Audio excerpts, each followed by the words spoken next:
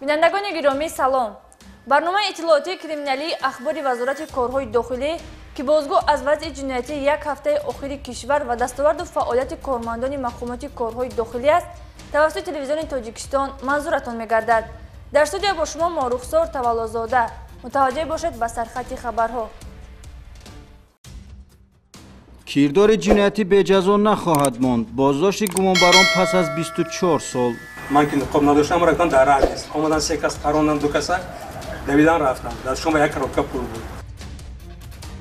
بیش از 5000 دلار قلبکی از معاملات بازداشته شد. تقلبکاری ساختکاران دیپلم‌های قلبکی به دست افتادند. اینها مبلغ 1.2 تا 3,000 سومونی گرفته و او روان کردن از حساب همین مبلغ ما 200-300 سومون برای پیدا خودمون گرفتیم. راننده نمایشکار قاعده حرکت راه را ویران نمود. ما با همراه دوستانم از فوتبال برآمده دو دوستم را در بagaژ ماشین بار کرده یک تاشو پرهاش از بagaژ بیرون بود.